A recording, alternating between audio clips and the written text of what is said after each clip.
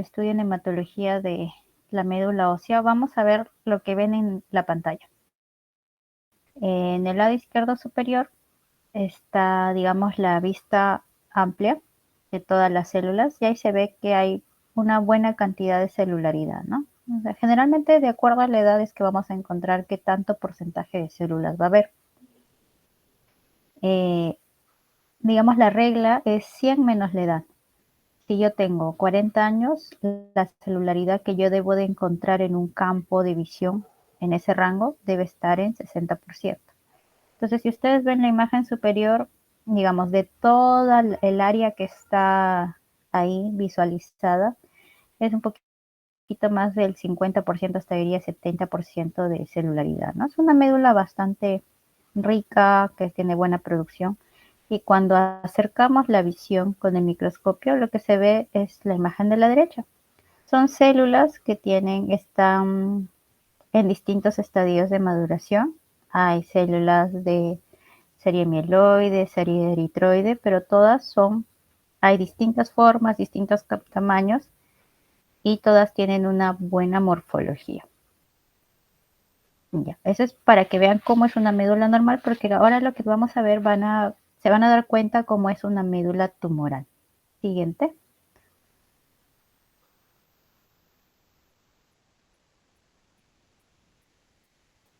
Entonces vamos a empezar con mieloma múltiple, el que sigue. Esta es una neoplasia bastante frecuente. Va a ser una neoplasia hematológica que va a estar presente sobre todo en pacientes muy adultos.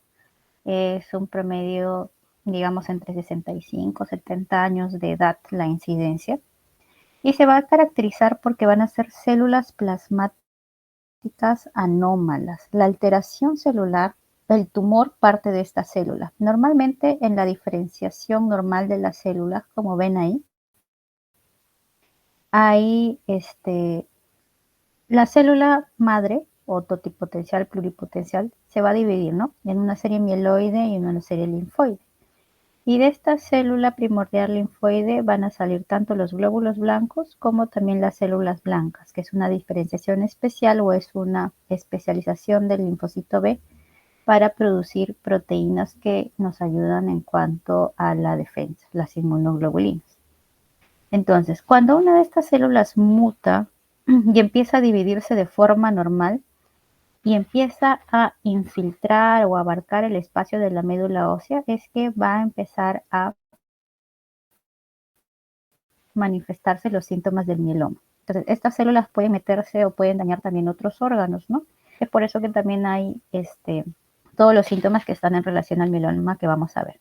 Entonces, lo que ustedes encuentran en la médula ósea, para compararlo con la médula previa, con la médula normal, es la imagen de la derecha. ¿Ven esas células que parecen como huevitos fritos? Son células con citoplasma un poquito más oscuro del habitual y que tienen un núcleo que es excéntrico, ¿no? O sea, siempre a un costadito. Entonces, la médula se empieza a llenar de esas células. Dentro de los criterios diagnósticos para mieloma múltiple es que estas células estén en por lo menos más del 10% de la celularidad. Entonces, ¿qué hacemos nosotros cuando hacemos el diagnóstico de mieloma? Empezamos a contar célula por célula. Y de 100 células tiene que haber por lo menos más de 10 células de estas características, ¿no? Entonces, es una célula anómala que ha hecho muchas divisiones de células plasmáticas B malignas maduras que producen cantidades anormales de inmunoglobulinas. Y eso nos va a permitir también hacer el seguimiento, el diagnóstico sobre el tipo de mieloma y como les dije, el seguimiento para ver si los tratamientos son adecuados o no. Siguiente.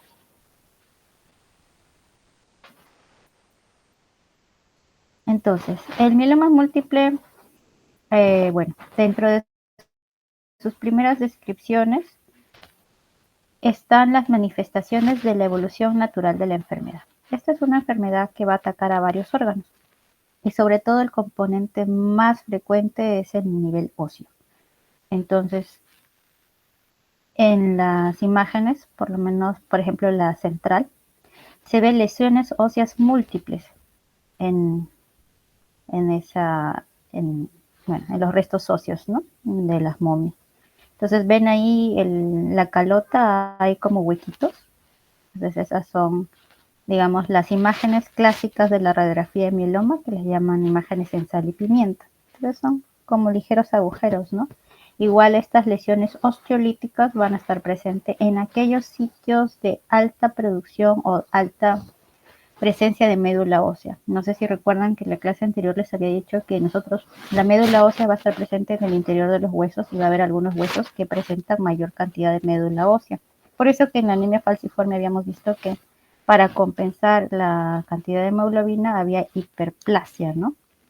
De esos huesos.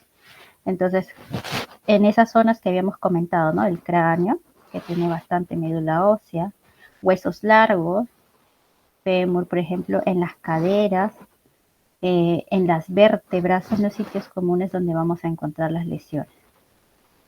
Y esta imagen de la derecha es una paciente que tenía múltiples fracturas. Entonces estos huesos se vuelven muy, muy delicados y se presentan las famosas fracturas patológicas sin algún evento traumático excesivo, con solamente incluso topes. Es como si los pacientes fueran como vídeos, ¿no?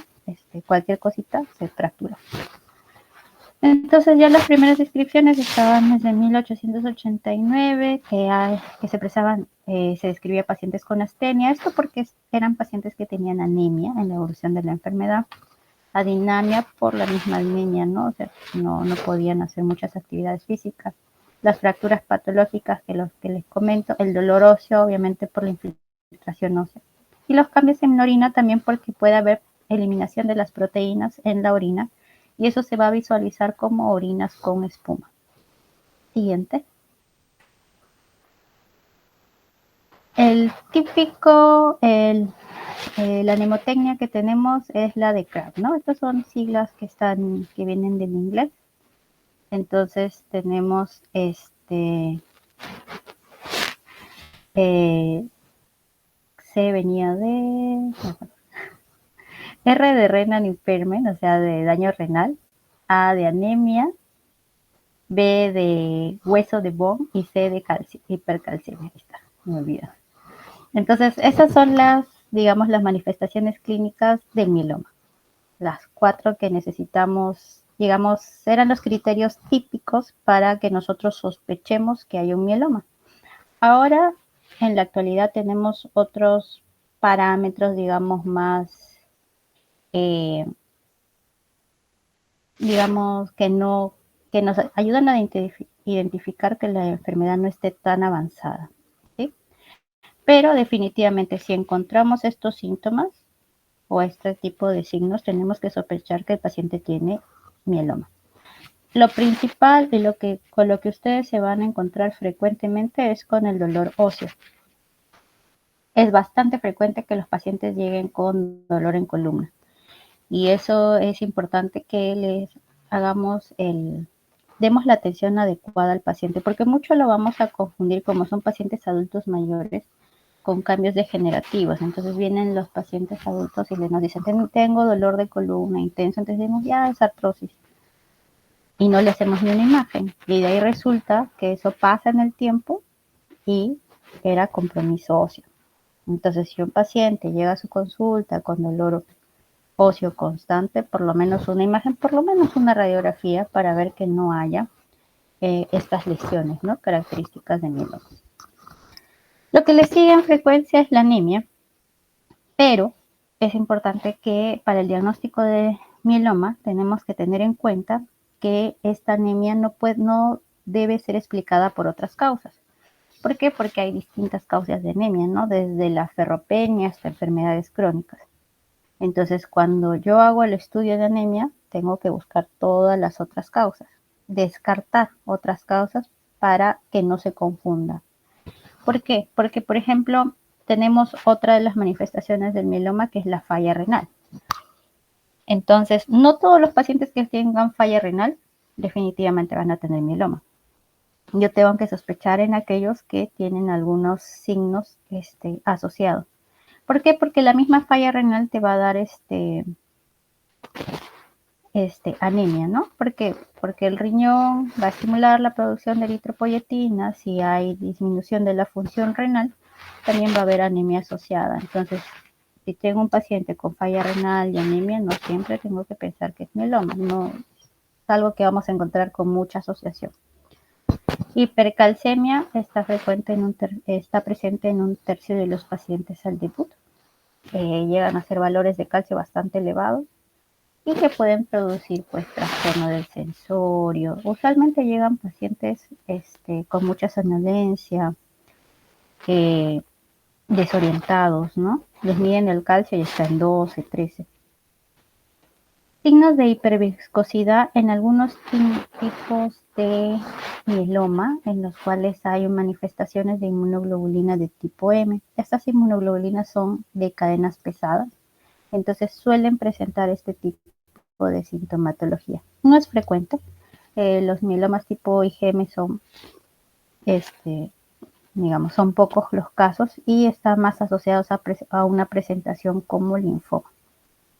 Siguiente. Entonces, para empezar con las preguntas para fijar un poquito de conocimiento. ¿Cuál de los siguientes síntomas es más frecuente en los pacientes con mieloma múltiple? Acá lo que habíamos conversado, ¿no? El primero, el principal, el más frecuente va a ser el dolor óseo, compromiso óseo. Vamos a ir revisando una por una. Susceptibilidad a infecciones bacterianas sí está presente en el mieloma. Por lo mismo que hay alteración del linfocito B, hay estas células plasmáticas.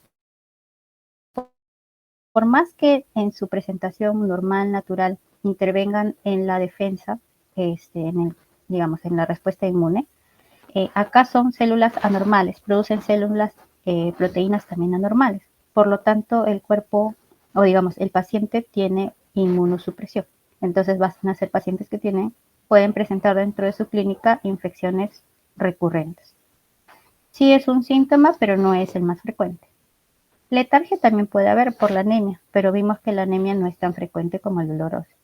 Diatesis hemorrágica puede estar presente. ¿En qué tipo? Sobre todo los mielomas de tipo IgM. Cuando hay hiperviscosidad, cuando hay mucha densidad de la sangre, hay un incremento de riesgo de sangrado. Pero como les dije, este tipo de presentación de mieloma es poco frecuente, ¿no? Polidipsia y poliuria, no. Como polidipsia no, poliuria tampoco, no está dentro de los síntomas de mieloma. Siguiente. Ya, entonces hablamos un poquito más de las lesiones óseas. Son lesiones de tipo líticas. Ahora, hay que diferenciarlas de otras lesiones óseas también en neoplasia.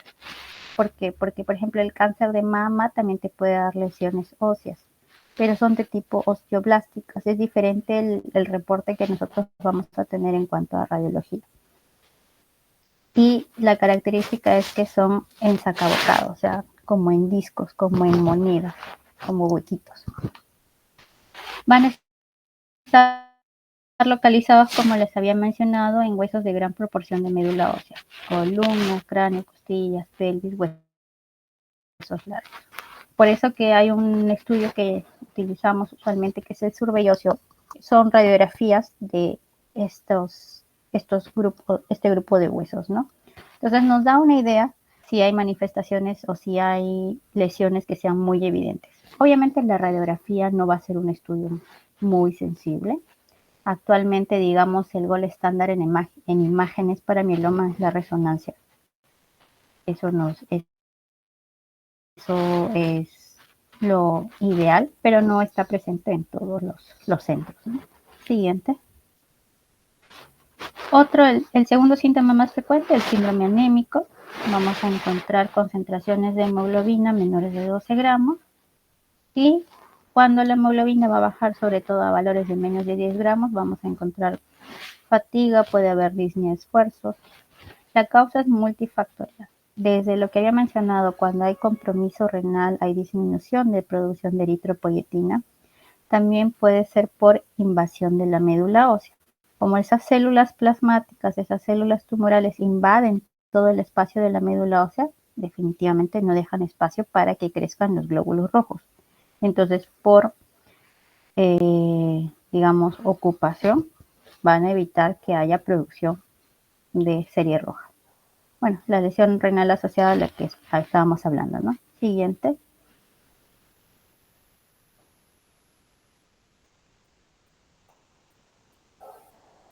Ya. La falla renal va a ser uno de los criterios que habíamos mencionado del CRAP.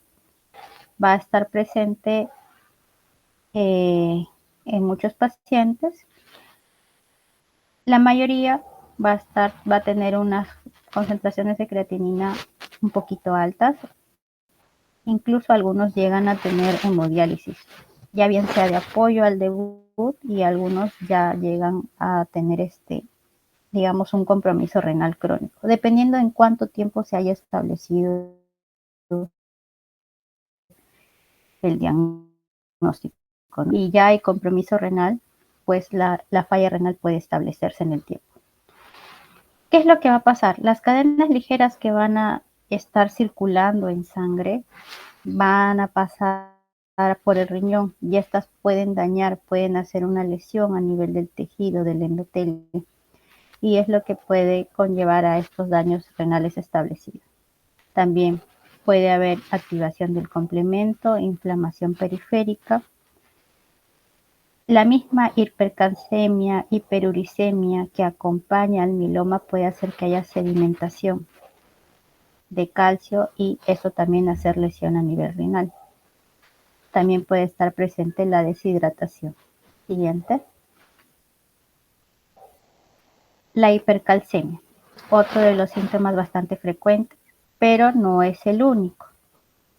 No es el único cáncer que va a tener hipercalcemia. Por ejemplo, cáncer de mama, así como por lo mismo que tiene lesiones óseas, también puede estar presente con hipercalcemia. Hay que descartar alteraciones de la paratiroide también dentro de los diagnósticos diferenciales. Cuando hay incremento de calcio, también puede haber fatiga, estreñimiento, náuseas, sed, confusión, ¿no? Generalmente los pacientes llegan con trastorno de sensorial, ¿no? Confusos, con sueño. Siguiente. Ya. Entonces, esta pregunta me pareció muy interesante. Porque acá ya no te habla de frecuencia de síntomas al debut, sino te dice cuál es la principal causa de morbilidad y mortalidad en pacientes diagnosticados de mieloma múltiple. Te da opciones: insuficiencia renal, infecciones bacterianas, hemorragia, hipercalcemia, amiloidosis. A ver, empecemos con lo menos frecuente, las hemorragias. Les había mencionado que puede haber sangrado en mielomas de tipo IgM como manifestación de hiperviscosidad, pero no es frecuente. Ahora, ¿por qué otro motivo puede sangrar un paciente con mieloma? Algunos pacientes, no todos, no es lo más común, pueden tener también plaquetopenia por ocupación medular, ¿no? O sea, por lo mismo que ocupa las células plasmáticas, al igual que no deja crecer los glóbulos rojos, también disminuye los megacariocitos, que son los precursores de las plaquetas. Pero no es frecuente ver esta manifestación y definitivamente no es la principal causa de mortalidad ni morbilidad en los pacientes. Amiloidosis es un tipo de lo que se llama gammopatía clonal, o sea, está dentro del grupo de enfermedades en las que se incluye el mieloma, en donde hay depósitos, digamos, de estas proteínas anómalas ya dentro de órganos en específico. Puede estar a nivel cardíaco, puede estar a nivel de piel. Son, digamos, altamente mortales, tienen mal pronóstico, pero no es lo más frecuente que se presenten así. O sea, incluso la amiloidosis no es una patología tan frecuente como el mieloma es más. La hipercalcemia puede ser es una causa de morbilidad frecuente, pero no de mortalidad. O sea, en los pacientes sí hay trastorno de sensorio, hay somnolencia, ¿no? pero no, los pacientes no se suelen morir de eso, ni tampoco de la insuficiencia renal. O sea, si el riñón empieza a fallar, no hay cómo metabolizar, pasa a diálisis, ¿no? ¿De qué se mueren los pacientes con mieloma? De infecciones bacterianas.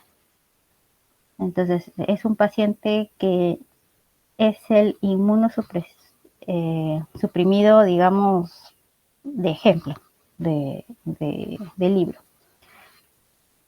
Usualmente gérmenes encapsulados, gérmenes oportunistas, hacen infecciones muy severas. Entonces incluso con tratamiento, incluso con tratamiento es una de las principales complicaciones que tenemos. La mayoría de nuestros pacientes con mieloma fallecen por infecciones. Ni siquiera, porque van a ver, la evolución del mieloma es a largo plazo, pero no, en lo que siempre tenemos que hacer hincapié, lo que tenemos que tener cuidado son las infecciones, porque es lo que va a complicar al paciente, digamos, de forma temprana o va a tener un rápido desenlace. Entonces, la respuesta aquí sería infecciones bacterianas. Siguiente. Ya. Entonces, ¿cómo yo diagnostico mieloma múltiple? Si bien es cierto, puedo sospecharlo en un paciente que tiene anemia, tiene incremento de calcio, tiene lesiones óseas o tiene falla renal. También hay otros elementos que son necesarios para el diagnóstico. Entonces, uno de ellos es la medida de las proteínas, de las inmunoglobulinas. Entonces, nosotros solicitamos el dosaje de inmunoglobulinas y pedimos la electroforesis de proteínas para ver los subtipos de inmunoglobulinas, cuál es su producción, y ahí tenemos que encontrar una proteína anómala. Y ese resultado también nos va a decir de qué tipo es. A eso se le llama un pico M o un pico monoclonal. Para el diagnóstico de mieloma necesitamos que ese pico sea mayor de 3 gramos. En el recuadro de la derecha, el recuadro que está en rojo, esos son los criterios para diagnóstico de mieloma. ¿Y qué es lo que está a la izquierda? Lo de la izquierda, el primero, MGUS, es una gammopatía monoclonal de significado incierto. ¿Qué significa? Que hay algunos pacientes en los que encontramos en los cuales hay una producción de una proteína anómala, tiene un pico monoclonal, pero este es menor de 3 gramos. Cuando yo hago el estudio de médula ósea, encuentro células plasmáticas, sí, pueden ser anómalas también, pero están presentes en menos del 10% de infiltración de la médula ósea. Y lo que te dice ahí también es que no tiene eventos que definan mieloma. ¿Cuáles son los elementos que definen mieloma? El cuerpo. No tiene ninguno de esos síntomas asociados. Entonces, ¿qué significa? Cuando un paciente tiene MGUS, esto es una condición que se observa. No todos los pacientes con esta gammopatía monoclonal de significado incierto van a ser mieloma en el transcurso de los años. Se observan, ¿por qué? Porque un porcentaje se ha visto en el seguimiento que en algunos casos, hasta un 30% en el transcurso de los 3 años de seguimiento pueden hacer mieloma, pero no significa que todos van a hacer. Entonces, en este grupo de pacientes se les observa, se les hace un proteinograma cada 3 meses, se va revisando si tienen algún síntoma asociado de los que ya hemos conversado, y de acuerdo a ello, si es que no presentan nada, después de los 2-3 años ya el riesgo de transformación a mieloma pues ya es casi nulo, ¿no? El siguiente recuadro que sigue es un mieloma smoldering. ¿Qué significa esto? Que está entre esos dos, ¿no? Es como que ya está pasando hacia un mieloma, pero todavía no tiene las lesiones que lo definen como mieloma. Acá van a ver, el pico monoclonal ya crece. Está en un pico de más de 3 gramos y también ya hay liberación de proteínas anómalas en la orina. Las células plasmáticas se incrementaron, pero aún no hay eventos que definen a la enfermedad como mieloma. Entonces, en estos pacientes hay que hacer un seguimiento mucho más cercano, ¿sí? Y en algunos casos, dependiendo de cuál es la evolución del paciente, algunos deciden o no iniciar tratamiento. En cuanto al cuadro de la derecha, el diagnóstico definitivo del mieloma va a involucrar cualquiera de los 4 eventos o 4 signos que habíamos mencionado al inicio, el CRAP. Y lo que se ha agregado en los últimos años es la medida de las cadenas ligeras. ¿Qué es esto? Las proteínas o la paraproteína va a medir las acciones de estas proteínas anómalas y hace una relación de sus partes, tanto las fracciones kappa o las fracciones lambda. Si empieza a haber ya un incremento anormal, una restricción de cadena que le llamamos de esta proteína, más de 100 veces una respecto a la otra, ya es un criterio a favor de que estemos frente a un diagnóstico de mieloma. Otro elemento que se agregó en los últimos años son los estudios de resonancia magnética, que es la M dentro de este SlimCrab, que en los estudios de resonancia magnética corporal total yo encuentro más de una lesión focal en cualquier órgano, en la cual yo hago una biopsia y hay células plasmáticas, ¿no? Entonces, ya ven que cada vez se están agregando nuevos ítems para diagnóstico y la idea es ir diagnosticando, digamos, lo más pronto posible el mieloma para evitar que lleguemos a la condición de que ya está avanzado, de que ya hay una falla renal establecida, ya, digamos, la enfermedad se esté manifestando de una forma muy intensa. ¿Por qué? Porque eso nos va a hacer que a lo largo del tiempo, cuando yo inicie el tratamiento, las respuestas vayan a ser menores. Distinto que si yo doy un tratamiento al inicio de la enfermedad. Siguiente.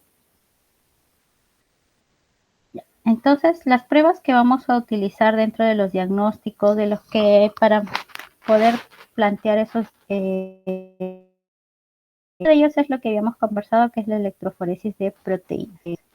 Este estudio lo que hace es ver esos criterios. Una de las proteínas que están tanto en sangre como en orina, acá ha salido medio borroso, pero este es un gráfico normal. Entonces, todas las proteínas dentro de las inmunoglobulinas que tenemos en sangre se van a clasificar en este cuadro. Esta es la albúmina, el pico más alto siempre va a ser la albúmina y todo lo demás son las otras proteínas presentes en sangre. Cuando tenemos un pico M vamos a encontrar esto, un pico anómalo. Entonces, ven acá hay un, perdón, no ven el cursor. En la parte inferior ven al lado derecho que hay una montaña bastante alta, ¿no? Eso es la proteína anormal, porque lo de arriba es la gráfica normal, ¿no? Entonces, abajo se puede visualizar un incremento de una fracción de proteína normal.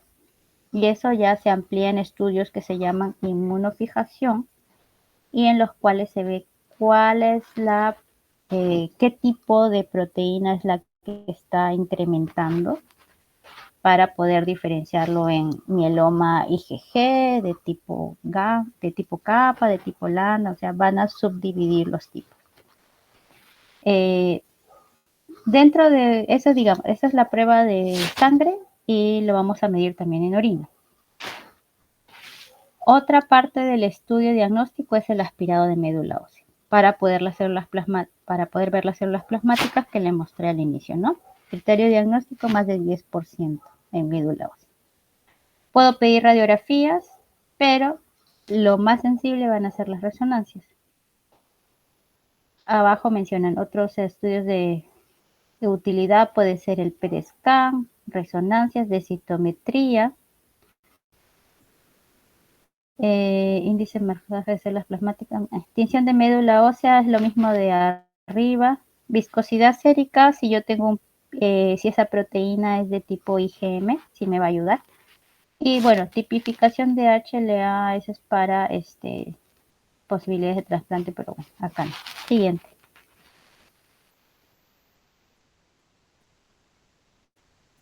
Ya. Entonces, cuando yo tengo un mieloma, un paciente con mieloma, tengo que, hay una clasificación de riesgo, así se le llama. La más conocida, o bueno, la que utilizamos ahora, porque antes había una clasificación de estadio clínico, de acuerdo a qué tanto era el compromiso, si había falla renal o no, por ejemplo. Pero ahora se utiliza los puntos como la beta 2 microglobulina y la albúmina. ¿Qué es lo que se ha visto? Mientras mayor sea este número de estadio, la sobrevida es menor. ¿Ya? Entonces, si yo tengo un paciente que tiene un mieloma debut y tiene una beta 2 microglobulina de 5 puntos, mayor de 5.5, su sobrevida en general es bastante menor que si tuviera una beta 2 microglobulina menos de 3.5 y la albumina normal. Otros, digamos, criterios de riesgo que se han establecido a través del tiempo en los últimos años es el estudio genético, en los cuales se pueden ver que hay mutaciones que están asociadas a menor tiempo de sobrevida de los pacientes. Las alteraciones genéticas de alto riesgo son las que se mencionan ahí, pero no está disponible en todos los centros. Acá en Perú no la tenemos de rutina, ni siquiera en los hospitales grandes. Generalmente estas muestras, estos paneles se mandan a hacer al extranjero. Entonces son pocos pacientes los que tienen estas codificaciones, ¿no? ¿En qué nos puede ayudar? Nos puede ayudar a, si yo tengo un mieloma que presenta estas translocaciones de alto riesgo, puedo ser un poco más agresivo, mucho más agresivo en el tratamiento de inicio. Siguiente.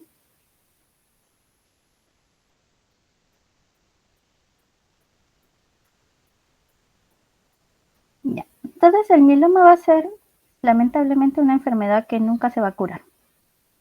Eso es importante que lo conozcan, porque la enfermedad o las terapias tienen como objetivo tener una remisión clínica, o sea, disminuir o eliminar en la medida de lo posible las manifestaciones clínicas y disminuir la carga tumoral al mínimo detectable, pero no significa que el paciente va a estar libre de la enfermedad.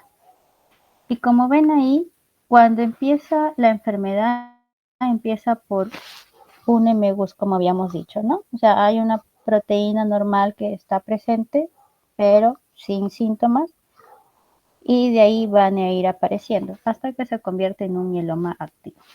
Entonces, yo empiezo con una primera línea de tratamiento. No todos los pacientes responden a una primera línea. Generalmente en las primeras líneas hay una respuesta más o menos buena, 70, 80% quizás, y hay un grupo que no responde. ¿Cuáles son los parámetros de seguimiento para ver si hay respuesta o no tratamiento? La electroforesis de proteínas. Esos gráficos que vimos son los que nos van a ayudar a hacer el seguimiento del tratamiento. El objetivo durante el tratamiento es que ese pico anormal que encontramos desaparezca. Y cuando yo haga el dosaje de cadenas ligeras de estos subgrupos de proteínas, esa relación capa-lambda esté en valores normales. Entonces, una vez que yo logro eso, se le llama que ya está en remisión completa. Pero esa remisión completa no es para siempre. Es muy individual. A algunos pacientes les dura unos meses, a algunos pacientes les dura unos años. Tienen que estar en constante seguimiento y medición de parámetros de laboratorio. Y en lo largo de la enfermedad, la enfermedad va a regresar. Y otra vez ahí dice, ¿no? Terapia de segunda, tercera línea. Entonces hay eso, ¿no? Activación, o sea, hay recaídas y otra vez damos tratamiento, remiten, vamos observándolos o les damos tratamiento de mantenimiento con algunas medicinas, pero otra vez vuelven a recaer, ¿no? Es oscilante. hasta que ya llega un momento en que ya no te responden con nada. Ya has intentado segunda, tercera, cuarta línea, dependiendo de lo que tengas disponible en tu centro. Ya llega un momento en que se hace refractario y avanza en su evolución natural, ¿no? Ahora, como ven ahí, los periodos son variables, ¿no? El gráfico inicial te dice al inicio 2, 3 años, de ahí 1, 2 años, otros 2 años más. Entonces, si tú haces la suma, estamos hablando quizás a lo largo de 10 años, ya los pacientes han pasado por 3, 4 líneas de tratamiento, ¿no? Entonces, si estamos hablando de que esta enfermedad está generalmente presente en pacientes entre 65, 70 años, digamos que si la enfermedad avanza unos 10 años más o podemos mantenerlo unos 10 años, ya estamos hablando de pacientes que llegan a 75, 80 años, ¿no? Entonces, ya como que la expectativa de vida se equilibra al resto de la población, ¿no? Pero, ¿qué sucede si este mieloma se presenta en pacientes jóvenes? Si bien es cierto, la mayoría va a estar en pacientes adultos mayores, pero ocurre que también lo encontramos en pacientes de 30 años, 40 años, no es lo usual, pero puede un paciente joven también o adulto joven tener esta enfermedad. Entonces, definitivamente a los 40, 50 años ya la enfermedad habrá avanzado y pues su expectativa de vida es significativamente menor al resto de la población. Ahora, otra característica cuando el mieloma se presenta en pacientes jóvenes es que suele ser más agresiva, suele ser mucho más refractaria a los tratamientos. Entonces, generalmente tratamientos de primera línea recaen rápidamente o incluso ni siquiera responden. Y de ahí que nosotros tenemos que ser un poquito más agresivos con pacientes jóvenes. Siguiente, por favor. Y eso va para el tratamiento, ¿no? Hay varios tipos de tratamiento. Ahí ven, como pueden ver en la tabla, hay distintas moléculas, se han hecho varios esquemas. Esquemas para mieloma existen digamos, como estudios que puedan haber. El problema es que nosotros tenemos que diferenciar exactamente si un paciente va a ir o no a trasplante de médula ósea. ¿Por qué? Si bien es cierto, como les había dicho, esta enfermedad no se cura, el trasplante de médula ósea, ¿qué les ofrece? Un mayor tiempo de remisión. Es el tratamiento que les ofrece la mayor cantidad de tiempo posible con enfermedad indetectable. El promedio, digamos, de los pacientes que son sometidos a trasplante, en el promedio de pacientes se espera una remisión que dure por lo menos 2 años. Y no es mucho, ¿no? Si ustedes se ponen a pensar, 2 años es corto, ¿no? Pero para esta enfermedad que es tan variable, 2 años en estos pacientes es bastante. Pero ¿quiénes son tributarios de trasplante y quiénes no? Teniendo en cuenta que son pacientes muy mayores, los trasplantes de médula ósea definitivamente no se pueden hacer en pacientes muy adultos. En mieloma, usualmente, en el hospital que yo haya visto, máximo entran hasta los 71, 72 años. Estos trasplantes son de tipo autólogo. ¿Qué significa? Que yo mismo voy a recibir mis células. Pero uno dice, ¿cómo es que si tiene la enfermedad le van a poner sus mismas células? Es que para eso es el tratamiento. Ustedes tienen células tumorales circulando en sangre, reciben tratamiento de inducción que se le llama, que son las combinaciones de todos estos medicamentos, con el objetivo de que todas las células tumorales desaparezcan o estén en el mínimo indetectable. Una vez que hay lo mínimo posible de células tumorales, me van a poner medicamentos para estimular la producción de células normales o buenas.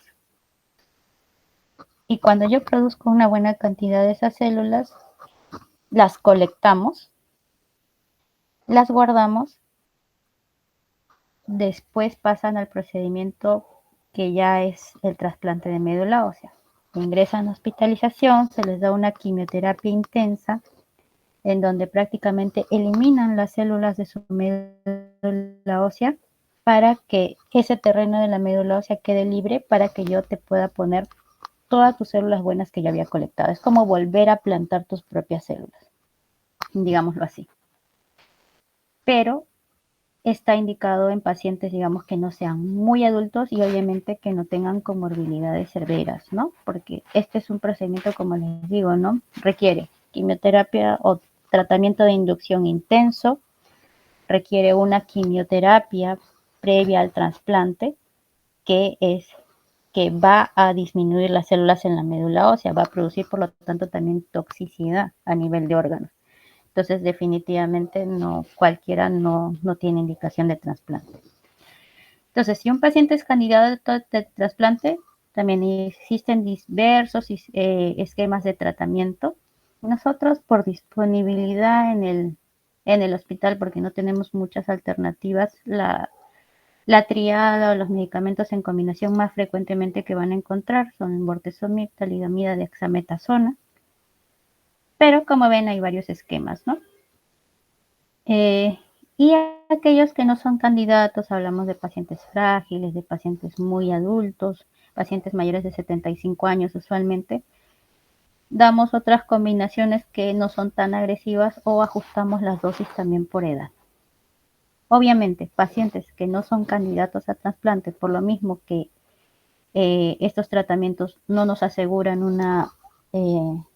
digamos, un tiempo de respuesta prolongado, van a estar expuestos a que la enfermedad avance mucho más rápido, ¿no? Siguiente. Ya. Entonces, en conclusiones, el mieloma va a ser una de las neoplasias más frecuentes en hematología. Es, digamos, de todos nuestros pacientes son los que más tenemos en cuanto a neoplasias hematológicas. Es una neoplasia en donde hay una producción clonal de células plasmáticas. La hipercalcemia, acá está mal, es el dolor óseo. El dolor óseo o las lesiones óseas son los síntomas más frecuentes en el mieloma múltiple. ¿Ya? La edad y las alteraciones genéticas, como hemos visto, tienen un factor pronóstico importante. La edad, ¿por qué? Porque como les dije, mientras mayores sean, tenemos los dos extremos, ¿no? Mientras mayores sean, mientras más adultos sean, menos tratamiento les voy a poder dar. O el otro extremo, ¿no? Que si son muy jóvenes, va a haber mucho tiempo por delante y la enfermedad suele ser mucho más agresiva. Los tratamientos usualmente se utilizan en tripletas, en combinaciones de 3, porque se ha visto que tratamientos de un solo medicamento o 2 no van bien. El tratamiento de elección es el trasplante de médula ósea, definitivamente, pero no todos son candidatos. ¿Ya? Siguiente.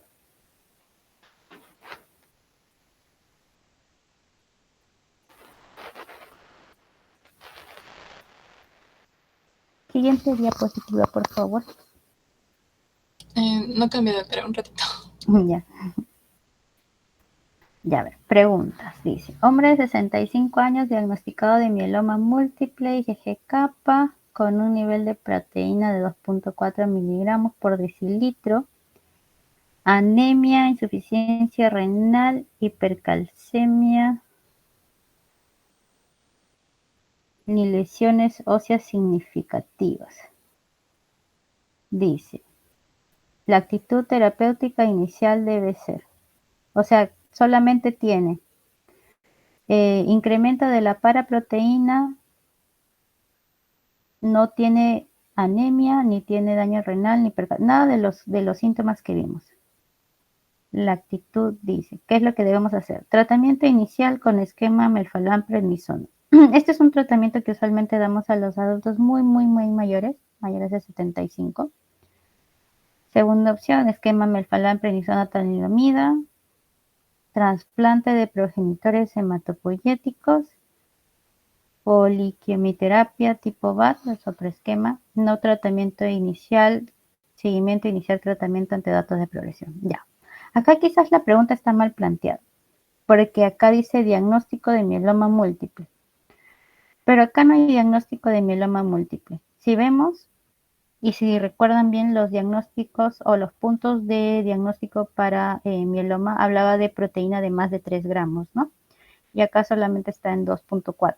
Entonces, es menos del punto de criterio, ¿no? Lo otro es que no hay manifestaciones clínicas, no hay anemia, no hay insuficiencia renal, no hay hipercalcemia, no hay lesiones óseas. Entonces, esto no es un mieloma, esta es una gammopatía monoclonal de significado incierto. Entonces, acá la respuesta es no tratamiento inicial, se le hace seguimiento y solamente se inicia tratamiento en caso de progresión. ¿Ya? Pero acá la pregunta está mal planteada en el sentido de que no tiene diagnóstico de mieloma. Siguiente. Ya. De las siguientes, ¿qué afirmación referente a la gammopatía monoclonal idiopática es falsa?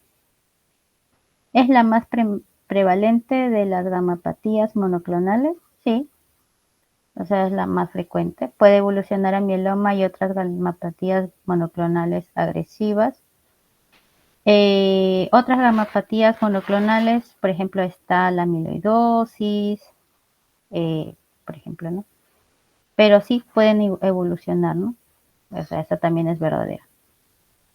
No producen lesiones líticas.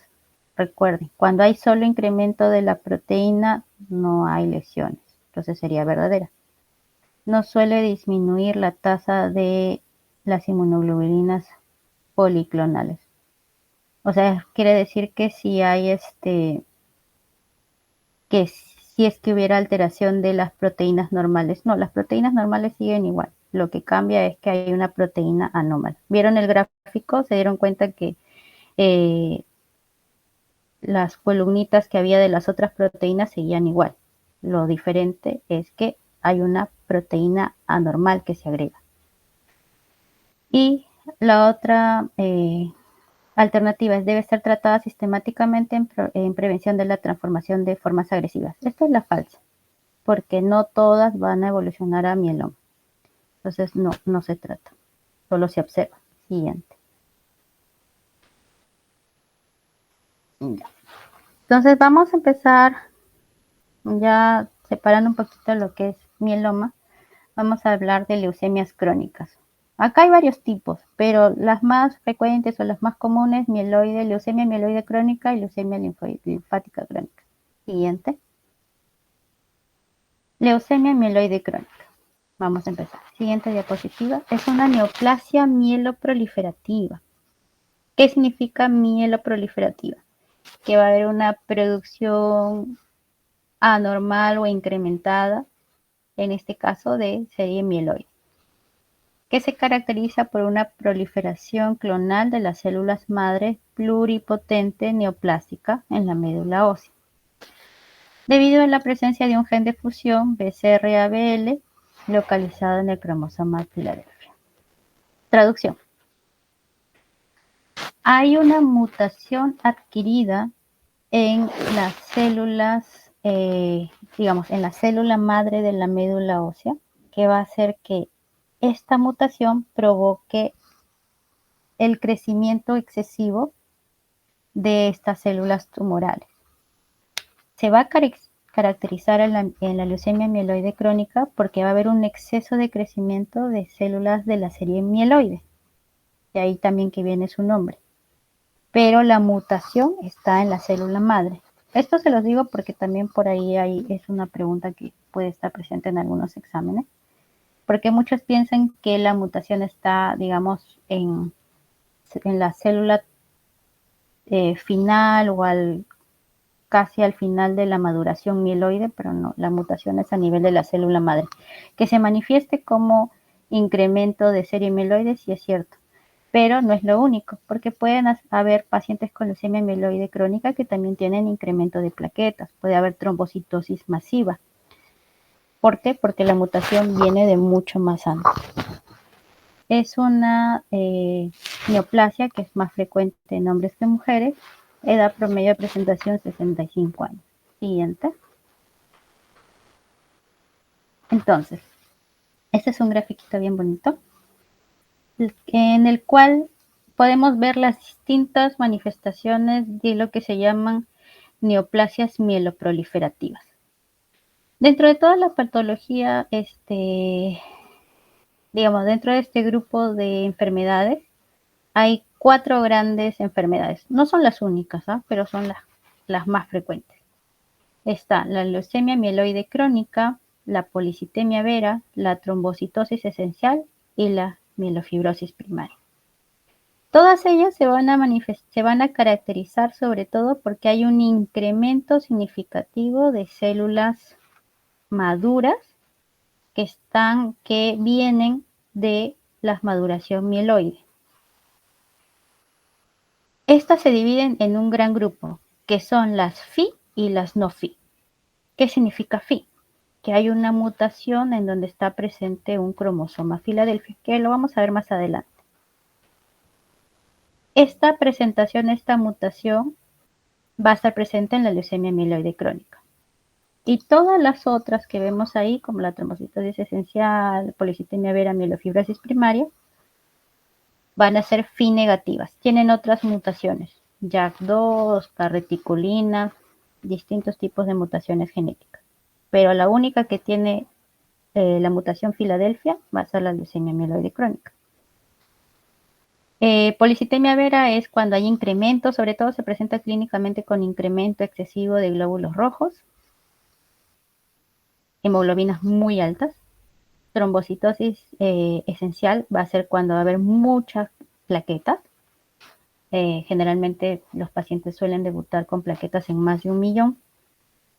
Pero como les digo, también en leucemia mieloide crónica puede haber incremento de plaquetas. Pero vamos a encontrar otras, aparte de la mutación, esta Filadelfia que vamos a encontrar, también va a haber mucho incremento de glóbulos blancos, ¿no? Diferente de la trombocitosis esencial que suele manifestarse solo con incremento de plaquetas.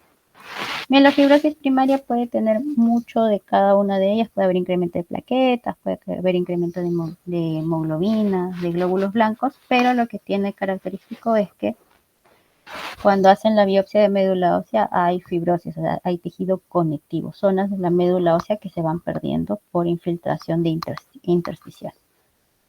Siguiente.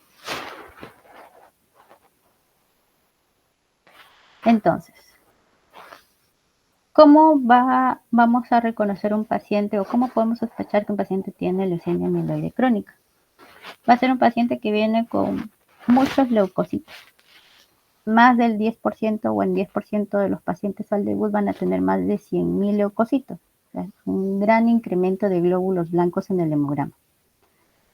Es tanto el incremento que puede producir lo que se llama el síndrome de leucostasis, donde estos glóbulos blancos pueden producir por infiltración insuficiencia respiratoria, trastorno del sensorio. ¿Por qué? Porque en los vasos sanguíneos del cerebro también van a obstruir la circulación y pueden producir hasta ACVs, ¿no? Isquemia. Otro signo que vamos a encontrar es vaso grande.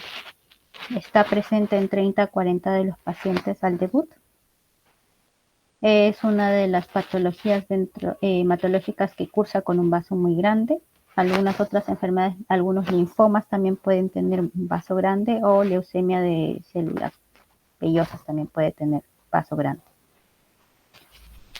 Va a haber un incremento de la relación mieloide-eritroide. ¿Qué significa esto?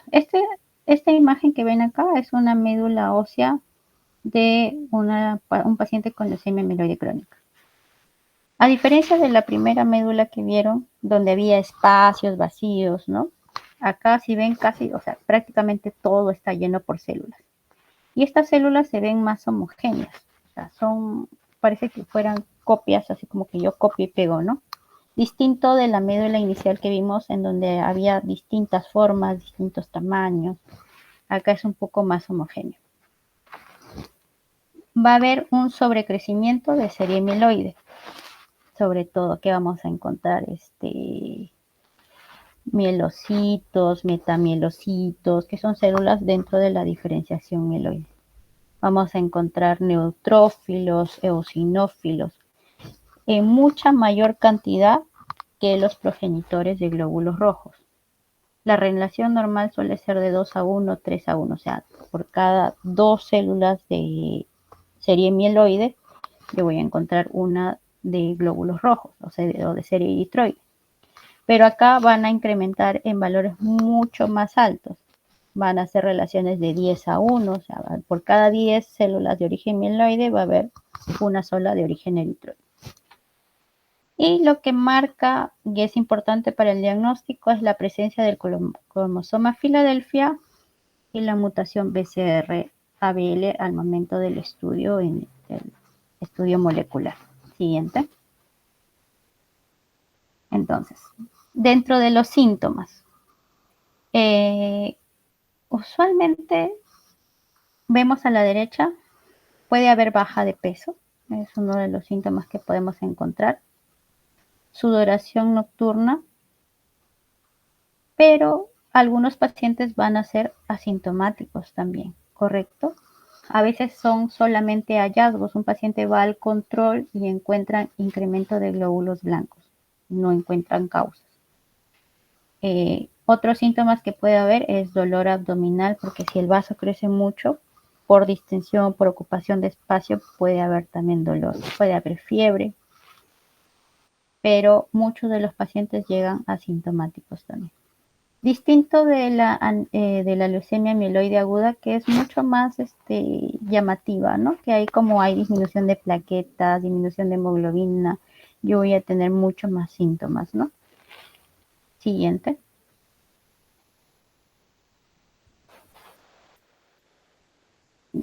Entonces, lo que lo define o lo caracteriza es esta traslocación.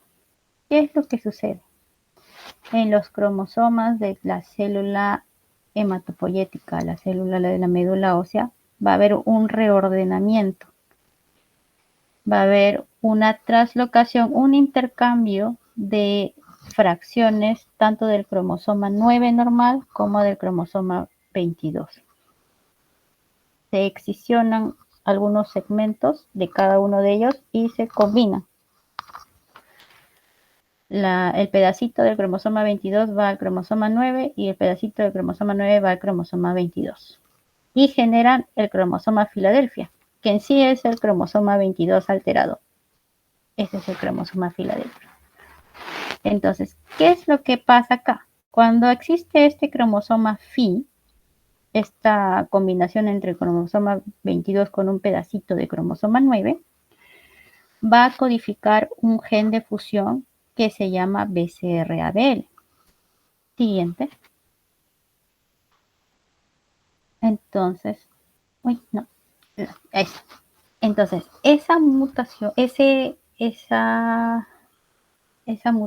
alteración genética va a producir este gen que va a producir a su vez una proteína normal, que es la proteína BCR-ABL. Y esta proteína lo que va a hacer es alterar la división celular. Va a disminuir la apoptosis, va a hacer que la vida media de la célula se prolongue, va a activar su diferenciación y va a alterar también su adhesión. Y todo esto va a hacer que haya una proliferación excesiva de estas células tumorales. Entonces va a haber un sobrecrecimiento porque esta proteína normal lo está ocasionando. Siguiente. Entonces, primera pregunta. La alteración citogenética característica de la leucemia mieloide crónica es lo que acabamos de ver, la traslocación 922. Es la que le da también el diagnóstico. ¿Ya? Esa sería la clave. Siguiente.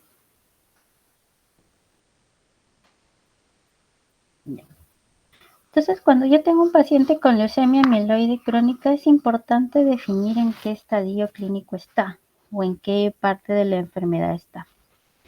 La evolución natural de la leucemia mieloide crónica tiene estas fases. Fase inicial o fase crónica, fase acelerada y la fase blástica, que es la fase final. ¿Qué es lo que me va a diferenciar o qué es lo que va a definir en qué fase está? Cuando yo hago el estudio de médula ósea voy a ver la cantidad de blastos.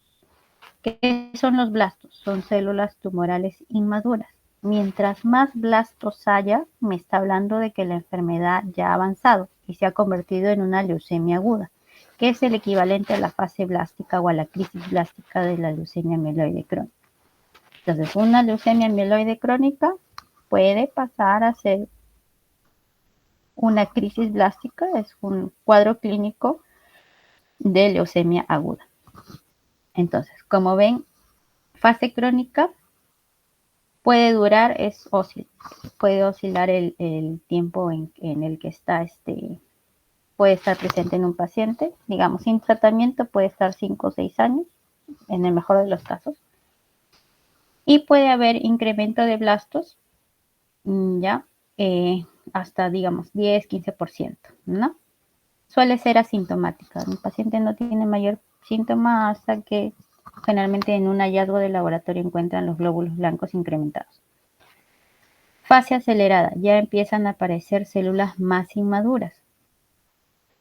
Ya hay, la proporción de blastos está en 16 a 30%, ya hay otros síntomas, como acá hay mayor infiltración o digamos las células tumorales están siendo más agresivas, puede haber ya anemia, puede haber cansancio, el vaso va a seguir creciendo, entonces ya es más sintomática. Y la fase blástica, como les había dicho, ya es la fase terminal. La sobrevida cuando un paciente tiene este diagnóstico y sin tratamiento, digamos, la mortalidad es bastante temprana. ¿Qué pasaba hace algunas décadas? No estoy hablando de siglos, estoy hablando de décadas. Hace algunas décadas, esta evolución natural de la enfermedad era bastante crítica. Como no había mayor tratamiento disponible, los pacientes que tenían diagnóstico de leucemia mieloide crónica iban avanzando en la enfermedad. La mayoría, dentro del año del diagnóstico o hasta 2 años, ya evolucionaban a fase blástica y morían prontamente. Entonces, prácticamente el diagnóstico de leucemia mieloide crónica en un paciente era una sentencia de muerte. Ya, a ver, siguiente, por favor. Dice, un hombre de 60 años presenta molestias en hipocondrio izquierdo desde hace 5 meses. En el hemograma muestra 50.000 leucocitos con neutrofilia, o sea, son células maduras. Lo que te quiere decir acá es que no hay blastos o células inmaduras, que son lo que caracteriza la leucemia aguda. Neutrofilia, basofilia, eosinofilia, o sea, son células maduras de la serie mieloide. Y presencia de formas inmaduras de forma serie mieloide ya, pero la mayoría son neutrófilos, basófilos, eosinófilos. Hemoglobina en 14 gramos. No hay anemia, como pueden ver. Plaquetas está dentro del rango normal, 450.000. En la exploración física destaca una esplenomegalia palpable a 4 centímetros de revuelve costal. O sea, hay un vaso grande. Entonces tenemos glóbulos blancos incrementados, la mayoría son células maduras y un vaso grande. Entonces tengo que pensar en leucemia mieloide crónica. Dice, indique cuál sería su actitud inicial. ¿Realizar un ataque abdominal en busca de anopatías para estadio G? No. Acá, ¿qué es lo que quieren diferenciar? Que pudiera ser un linfoma. No sé si ya han tenido la clase de linfoma, pero los linfomas también pueden ir con un vaso grande, pueden ir o no con síntomas de anemia, pero su manifestación clínica no suele estar presente con glóbulos blancos muy incrementados como en este caso, ¿no? Entonces, no, esto es más para linfomas. Esplenectomía diagnóstica o terapéutica. No, porque quitar el vaso acá no va a ayudar en nada, ¿no? O sea, la esplenectomía no está visualizada ni siquiera en el manejo de la leucemia mieloide crónica. Reciben el tratamiento y ese vaso se va a disminuir de tamaño, no necesitamos sacarlo. Distinto que es, por ejemplo, en algunos linfomas, en algunas, en el PTI, por ejemplo, anemias congénitas, en donde sí nos va a tratar la enfermedad, ¿no? Realizar estudios citogenético y molecular para establecer el diagnóstico. Esta es la respuesta, porque como les había dicho, va a haber incremento de glóbulos blancos, puede haber un vaso grande, pero lo que nos da el diagnóstico cuando es una enfermedad mieloproliferativa es la presencia del cromosoma Phi en el estudio citogenético y la mutación BCR-ABL en el estudio molecular. Entonces la clave es la tercera. Iniciar quimioterapia intensiva de forma urgente, no, porque ni siquiera acá sabemos en qué fase está y las fases crónicas no van con quimioterapia. Radioterapia esplénica no es un tratamiento que antes se hacía para mielofibrosis, vasos grandes, pero ahora ya no se suele hacer. Siguiente.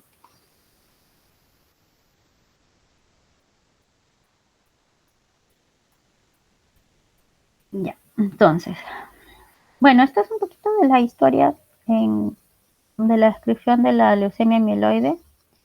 Entonces, bueno, se ha ido Lo que es importante recalcar acá es que, como ven, en el 1960 se descubrió recién el cromosoma Filadelfia, ¿no? Entonces son hallazgos que son relativamente nuevos, ¿no? En los años 80 se encontró la mutación y, como ven, en 1998 sale el primer ensayo clínico para imatinib. O sea, ¿qué es el imatinib? Es un inhibidor de tirosina quinasa.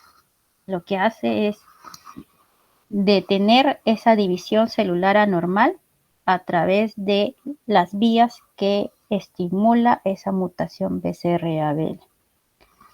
Esto fue lo que cambió la historia en la evolución de la LMC. Como les decía antes, el diagnóstico era prácticamente fatal. No había mucho que hacer con los pacientes. Pero todos los tratamientos que se les daba en realidad no funcionaban mucho. Hasta que llegaron estas moléculas. Siguiente. Entonces, estas moléculas tienen unos 30 años ya en comercialización. Y esta es toda la historia de lo que se le daba a los pacientes, ¿no? Antes, arsénico incluso entre los primeros tratamientos, radioterapia, para tratar de, digamos, disminuir la carga tumoral a nivel del vaso, igual con pocos resultados, casi nulos. De ahí empezaron otras moléculas como busulfán, hidroxiuria, en donde, si ven acá en el lado izquierdo, son los datos para el puntito verde, las respuestas no eran buenas. La sobrevida global, o sea, el tiempo que vivían los pacientes cuando iniciaban la enfermedad en fase crónica, era entre 35 a 60 meses, una vez que iniciaban este tratamiento. O sea, igual morían, ¿no? Y iban entre el 12 y 24 meses, llegaban a 12 a fase acelerada y fase blástica. Los que se diagnosticaban en fase blástica vivían hasta un año como máximo. De ahí vinieron terapias de trasplante de médula ósea. Mejoraron un poquito la sobrevida, pero el trasplante de médula ósea no es un tratamiento, digamos, inocuo como creo que algunos sectores de la población creen, ¿no? El trasplante de médula ósea tiene por sí mismo una mortalidad de 30%. Entonces, los que sobrevivían, a algunos les iba bien y a otros les iba mal. Y obviamente, si estaban con una enfermedad muy, pero muy activa o ya avanzada, los resultados igual eran malos. Llegaron otras moléculas antes de los años 90, como el interferón alfa, que hasta ahora se utiliza, sobre todo en gestantes, pero igual la sobrevida aumentó quizás, dice ahí, 78% a los 10 años, pero igual no seguía sin ser una sobrevida igual al de la población en general. Cosa que cambió en los años 90 cuando llegaron estos inhibidores de tirosina quinasa. El tratamiento fue tan efectivo, o sea, la enfermedad se controlaba o se quedaba estable en fase crónica, no avanzaba, tanto así que la sobrevida o la expectativa de vida de estos pacientes logró igualarse al resto de la población. Entonces, ahora, al tener un diagnóstico de leucemia mieloide crónica, digamos, ya no es una noticia de muerte, ¿no? La mayoría va a responder a estos tratamientos, el 80% responde a estos tratamientos, y por ahí hay un 20% que es refractario, ¿no? Pero son pocos casos. Siguiente.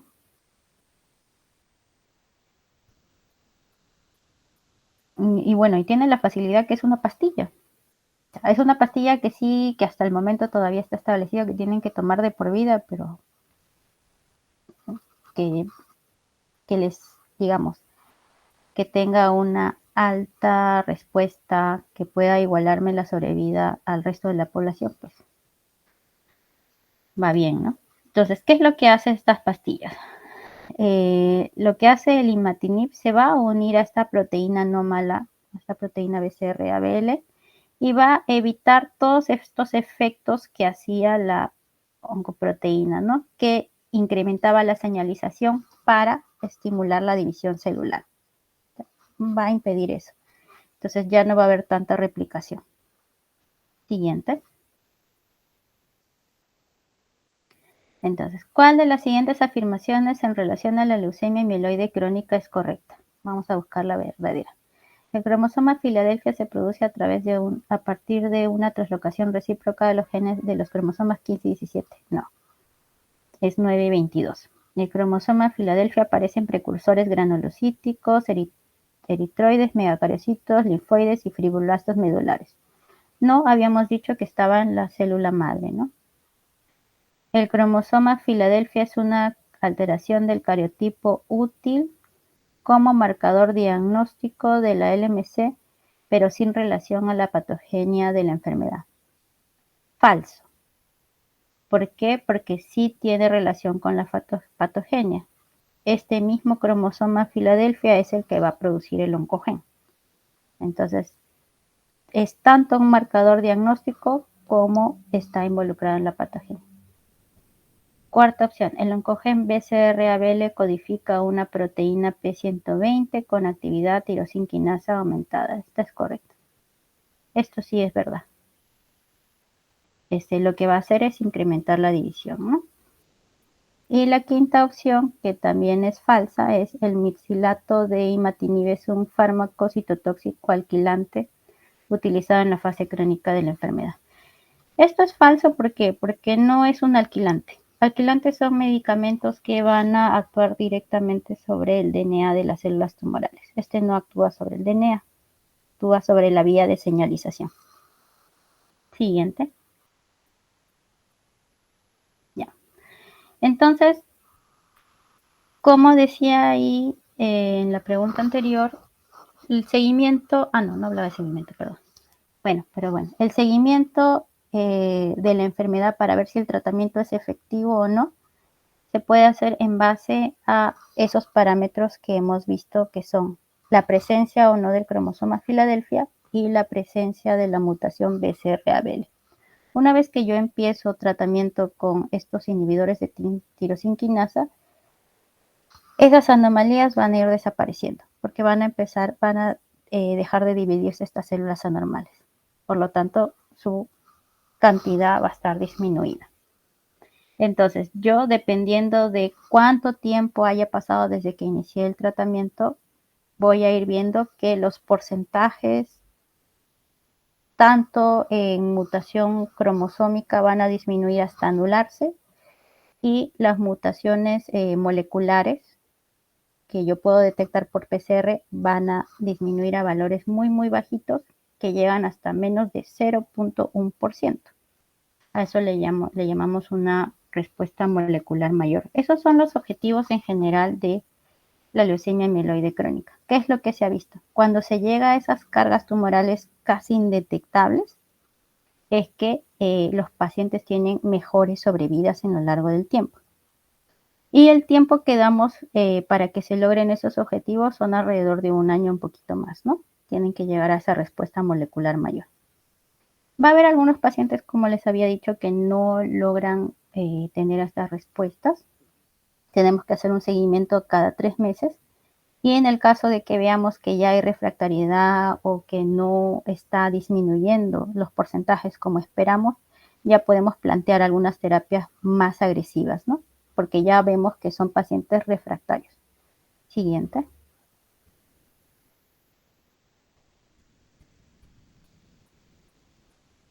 ¿Cuál de los siguientes hallazgos es el más característico de la leucemia mieloide crónica? Tenemos como opciones el cromosoma Filadelfia, la esplenomegalia palpable, la disminución de la fosfatasa alcalina granulocítica, el aumento del ácido úrico sérico, el reordenamiento BCR-ABL. Ya. Las tres del medio pueden estar presentes en varios tipos de patologías, ¿no? Desde el linfoma, las leucemias, puede haber todos estos cambios. Pero lo que es característico de la leucemia mieloide crónica es el cromosoma Filadelfia y el reordenamiento. Ahora, ¿cuál elijo? Lo que es más característico va a ser el reordenamiento del gen BCR-ABL.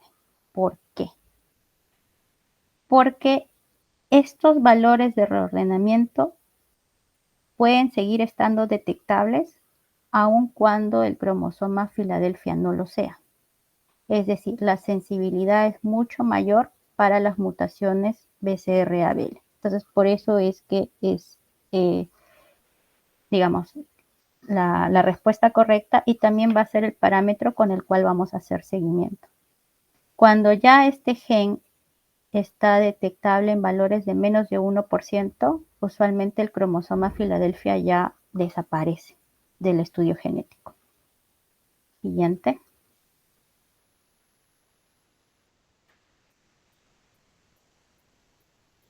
Ya. Entonces, terapia de primera línea tenemos los inhibidores de tirosina quinasa que les había conversado. Hay varios tipos, el más antiguo, el imatinib, y tenemos otras moléculas que se han ido agregando en el tiempo, que son el dasatinib, nilotinib, bosutinib, hay varios. Y se han ido agregando, ¿por qué? Porque hay pacientes que son refractarios obviamente al imatinib, y eso porque se ha ido averiguando que hay algunas mutaciones que los hacen refractarios. Siempre el mecanismo efector es la inhibición de la tirosina quinasa, ¿sí? De la división celular, pero por distintas vías, ya sea por bloqueos directos, por bloqueos indirectos, pero todo a nivel a ese nivel, ¿ya? Cada uno de ellos tiene distintos efectos adversos distintos. Obviamente que mientras más nuevos sean, son un poquito más tóxicos en general. Con lo que siempre iniciamos nosotros es imatinib, hasta ahora en las guías internacionales es la terapia de elección. Y bueno, las siguientes moléculas, algunas están disponibles acá, otras no. Tenemos dentro de los medicamentos antiguos o que se utilizaban antes del imatinib, el interferón alfa. Este es un medicamento que, como habíamos visto, tiene tasas de respuesta, ofrece una sobrevida, digamos, libre de enfermedad de algunos meses. No es la terapia ideal, pero es útil en aquellos pacientes que no puedan recibir imatinib, por ejemplo, gestantes. Entonces, ¿qué pasa si una paciente tiene leucemia mieloide crónica y está gestando? No le puedo dar imatinib porque es teratogénico, pero el interferón alfa sí puede ser utilizado sin daños al feto. ¿Ya? Hay otras moléculas nuevas que se han lanzado, como por ejemplo es el ponatinib. Esta es una molécula muy efectiva y está indicado cuando hay una mutación especial que se llama T315I. El problema es su costo. Siguiente, por favor. ¿Y cuándo un paciente con leucemia mieloide es candidato a trasplante? Básicamente en algunos escenarios. Por ejemplo, que reciba tratamiento con inhibidor de tirosina quinasa y no responda. Eso nos habla de una enfermedad más agresiva. Como les había dicho, es un porcentaje bajo, el cual va a ser refractario, pero ya esa condición hace que ya sea candidata a trasplante. Obviamente, con todos los riesgos que conlleva, este es un trasplante distinto al del mieloma. Este es un trasplante alogénico. ¿Qué significa? Que van a recibir células madres de otra persona. Idealmente tiene que ser de la persona que tenga mayor compatibilidad genética. En este caso siempre van a ser hermanos de papá y mamá los que tengan las mejores posibilidades de tener la misma carga genética que el paciente, ¿no? Se hacen los estudios de histocompatibilidad o de HLA, que se llama, para ver si hay coincidencia, ¿no? En la carga genética. Definitivamente los mejores donantes van a ser ellos que sean HLA idénticos. Pero en el caso de no tener esa posibilidad, van a trasplantes que se llaman haploidénticos. Significa que comparten solamente una porción de todos los genes. Usualmente suele ser una coincidencia del 50%. Eso para, digamos, algunos donantes que pueden ser tanto hermanos, papá, mamá, por ejemplo, ¿no? Pero definitivamente, si tienen una carga genética distinta, va a haber más riesgo de que haya rechazo de ese trasplante porque tienen antígenos distintos, ¿no? Puede haber complicaciones que pueden ser más severas. Ahí la mortalidad incrementa un poco más.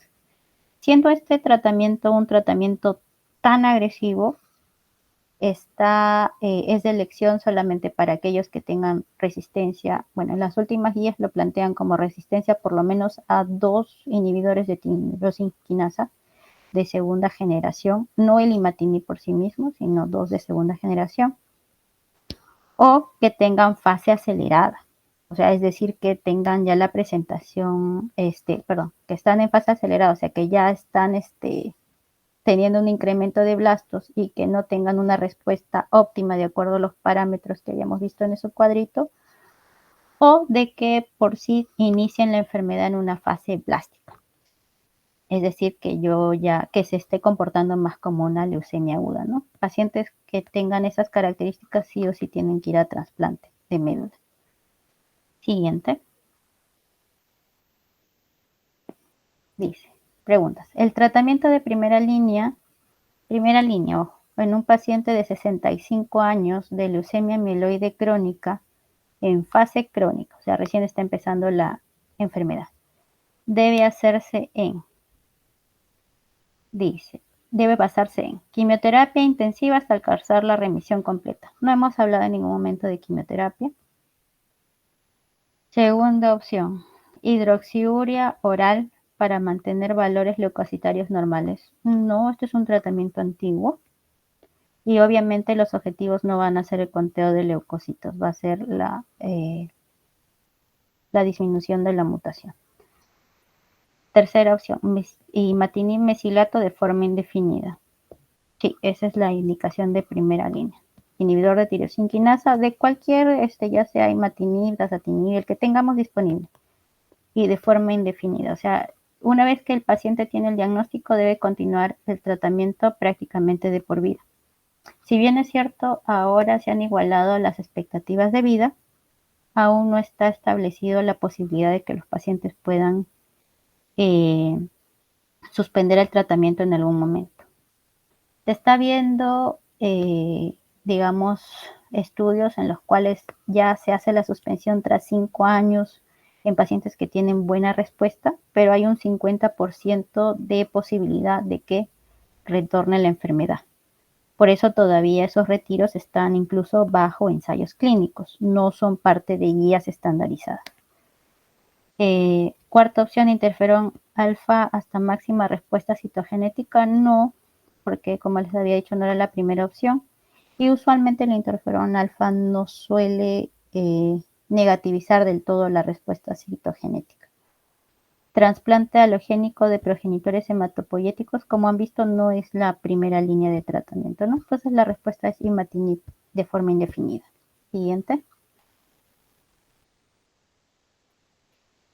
Siguiente pregunta. En un paciente de 25 años, diagnosticado de leucemia mieloide crónica hace 6 meses, ¿cuál entre los siguientes es el tratamiento de mejor resultado? ¿Cuál le va a ofrecer mejores tasas de respuesta? Te dan opciones: interferón alfa, busulfán, hidroxiuria, trasplante alogénico de progenitores hematopoyéticos a partir de un hermano HLA compatible o trasplante autólogo. Entonces de por sí eliminamos el trasplante autólogo porque en ningún momento está indicado. Los otros tratamientos como interferón, busulfán, hidroxiuria, como les había dicho al inicio de la presentación, tienen tasa de respuesta bastante baja. Acá la mejor opción de respuesta es el trasplante, solo porque no hay como opción imatinib o ningún inhibidor.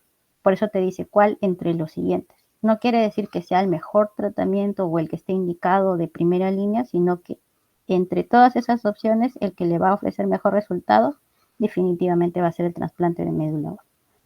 Ya, entonces esa sería la respuesta, la 4. Siguiente.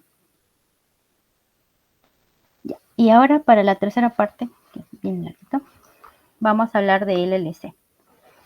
La leucemia linfocítica crónica es otra neoplasia hematológica. Digamos, se parece un poco a la leucemia mieloide crónica en el sentido de que también va a haber incremento de producción de células, en este caso de origen linfoide. Siguiente. Es una proliferación clonal de linfocitos maduros anómalos que tienen antígenos CD5 positivos en su superficie. Va a infiltrar la médula ósea. Ya estas células tumorales van a estar presentes en médula ósea cuando yo haga el aspirado, y también va a haber una infiltración de vaso, el vaso va a crecer. Siguiente. Ya. Usualmente todas estas son patologías de pacientes adultos mayores en general. Edad media 70 años, acá son un poquito mayorcitos. Va a estar mucho más presente también en varones. Es la leucemia más frecuente en el mundo occidental, ¿sí? Y algunas, bueno, se están encontrando en el tiempo algunas translocaciones, algunas mutaciones. Ahora, todavía esto no está, digamos, definido del todo, no es tan claro como la leucemia mieloide crónica, cada vez se encuentran algunas alteraciones más, pero dentro de las principales y las que le dan mayor factor de riesgo pronóstico, o un mal pronóstico, mejor dicho, son, por ejemplo, la mutación de TP53. Entonces, estos paneles cromosómicos, estos paneles que se llaman NGS tampoco están disponibles de forma frecuente acá. Suelen igual mandarse al extranjero, igual como en el mieloma, pero se encuentran estas alteraciones que están mencionadas, ¿no? Siguiente. Ya. Entonces, parecido a la leucemia mieloide crónica, como pueden ver en la imagen, en el que hay mucho crecimiento celular en la médula ósea. Pero estas células anormales van a ser linfocitos maduros. No son blastos como en la leucemia aguda, sino son linfocitos. Distinto de la leucemia mieloide crónica, que había incremento de células mieloides, ¿no? Y había incremento de neutrófilos, mielocitos, metamielocitos, basófilos, eosinófilos. Acá no, son de serie linfoide. Entonces, ¿en quiénes yo sospecho de una leucemia linfocítica crónica? Pacientes que tengan usualmente también hallazgo incidental, un hemograma con linfocitos más de 5.000. ¿Sí? Va a haber una clonalidad, o sea, todos estos van a tener antígenos en su superficie que van a ser positivos para CD5, CD19, CD20 y CD23. Todos son igualitos, se llama clonalidad. Y tengo que diferenciarlo de lo que se llama un linfoma de células pequeñas. ¿Cuál es la diferencia? El linfoma de células pequeñas, o SLL en siglas en inglés, también van a ser linfocitos maduros que crecen descontroladamente, pero la diferencia es la presentación clínica. El linfoma de células pequeñas se va a presentar como adenopatía sobre todo, o como masas. No va a haber esa infiltración de médula ósea. La leucemia mieloide crónica lo que lo caracteriza es que va a infiltrar médula ósea y va a haber ese incremento de linfocitos en sangre. ¿Sí? Pero la patología, digamos, es la misma. Lo distinto es la presentación clínica, nada más. Siguiente.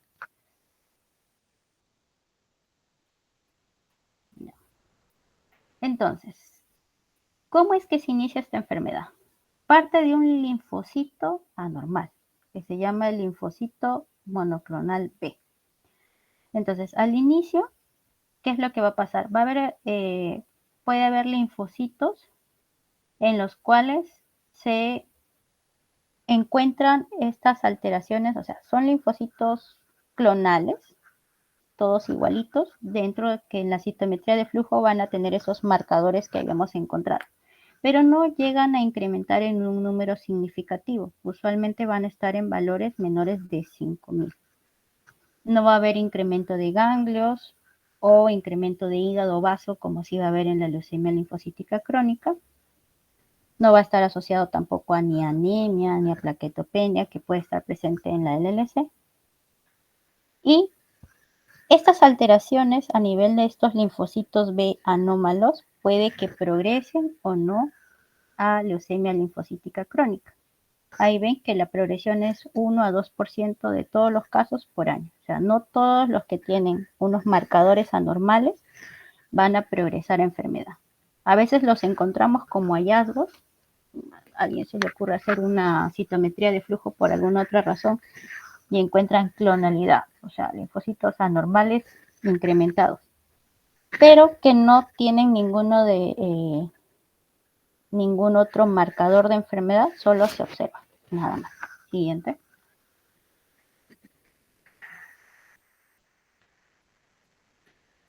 Entonces, empieza con un linfocito normal, el cual por razones desconocidas empieza a presentar marcadores anómalos dentro de su superficie, ese es el linfocito monoclonal, y algunos ya se transforman en una leucemia linfocítica crónica.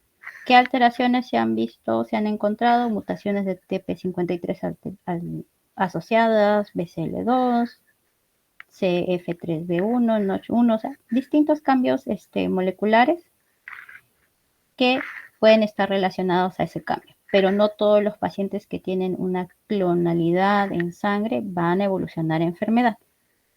Siguiente. Entonces, ¿qué síntomas pueden estar presentes aparte del incremento de glóbulos blancos, que son linfocitos? Vamos a encontrar en el paciente.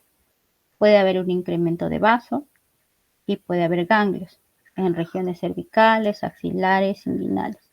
Entonces, el examen físico es muy importante dentro del diagnóstico para el LC, porque también nos va a permitir establecer el estadio o, digamos, la infiltración que tiene el paciente y si yo voy a iniciar o no voy a iniciar tratamiento. Siguiente.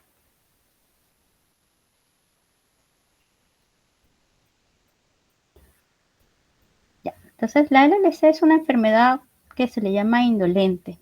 Quiere decir que en su evolución va a tardar años incluso. Entonces, el solo hecho que yo tenga linfocitos anómalos incrementados no significa que el paciente requiera tratamiento, porque no va a haber ningún otro síntoma asociado. Muchos de estos pacientes suelen cursar asintomáticos. Van a un control y encuentran leucocitosis con linfocitosis. Y si no hay nada más, solo se observa.